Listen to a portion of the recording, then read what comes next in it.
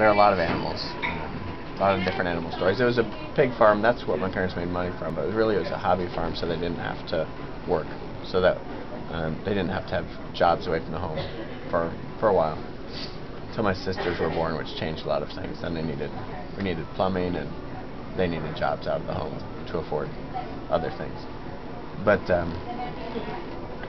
one of the I don't know if it's advantages, but one of the characteristics of a house that's 30 yards from a barn full of pigs is that the house is always full of flies, just everywhere, flies everywhere. And I grew up with that, very comfortable with it. It never bothered me, but most of the time when we had anyone over, it drove them nuts. And I was back this summer staying in my parents' house again, and there are no pigs anymore, because that house that I grew up in is now about half a mile from their new house, and no one lives in the old house, but I stayed there this summer when I went. And there were flies everywhere again.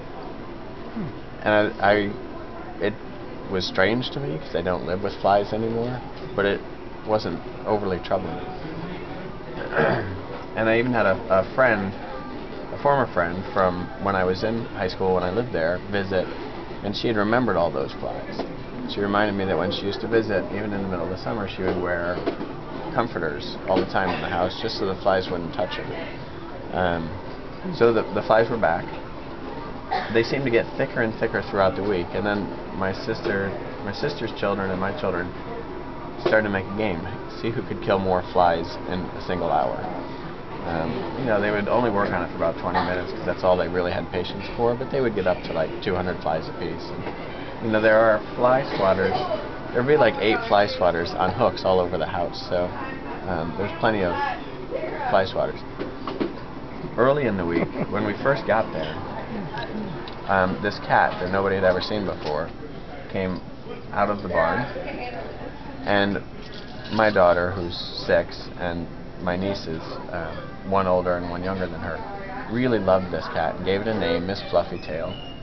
And they found some cat food for it. We went to Cooperstown and got some cat food, and they started this is all in one day, giving it classes. They made a school for Miss Fluffytail, and they wrote a schedule for her day. And her day included eat,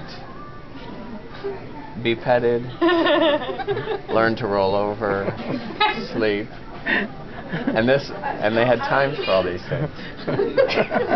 Sounds so familiar. And then the next day, Miss Fluffytail wasn't there, and they were really traumatized by this. I didn't think anything of it because she was a stray cat, and she just left. We only fed her for one day, and she probably didn't like this school system. So she was on. But the flies were getting thicker and thicker, and it was one of the last days, and my mother was, while all the kids were in the pool swimming, my mother was weeding all around the house. And then she came to get me from the pool, which is behind the house, and said, "I found Miss Fluffytail." So instantly we realized why there were so many flies. Because Miss Fluffytail had chosen, after just one day of this rigorous schooling, to curl up underneath the hosta and die. And she had just been rotting there, and flies were coming for her. So my mother said, "We got to get her out of here before these girls, see their prized student, and panic." So I went to the barn and got a shovel and carried her up the hill across the street and threw her over the fence.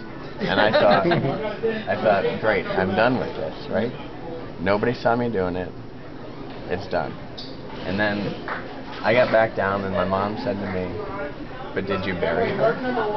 No, but I threw her really far over the fence. Because if I didn't throw her over the fence, she would be in the cow pasture, and I knew that would be a problem with the cows. And my mom said, "You need to give her a proper burial." And I just basically refused to. And that conversation went on frequently throughout the day with my mom and my sister, how I didn't give Miss Fluffytail a proper burial, and how my mom would do it herself. The problem with that is that she'd have to do it without being caught. So the only way to do it then would be, instead of walking from the house where all the girls could see her, is to walk from her house through a swamp, and then through a very small swamp, and for whatever reason my sister agreed to do that with her. And I walked out of the house, and I knew they were doing it, because my job then was to keep all the kids in the backyard. I walked out of the house, and I saw them up there, and I walked up the hill a little bit, and I heard my sister, my sister was doing all the work, and my mom was telling her, more dirt. And then my sister stopped, and I heard her start delivering a eulogy.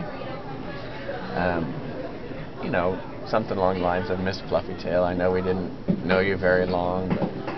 And then she started to get very emotional, and all of a sudden I remembered all the ridiculous eulogies that I grew up with. Like goldfish in the toilet, cats under the apple trees, and it was just something that, though I read about it in comics, comic strips occasionally, someone's goldfish dies and everyone gets around the toilet bowl for the funeral. It wasn't until I actually saw my sister, who I don't even think she saw Miss Fluffytail alive, until I saw her and heard her get emotional, that I realized this eulogy over the toilet bowl is really something that's from my childhood too. So that was Miss Fluffytail.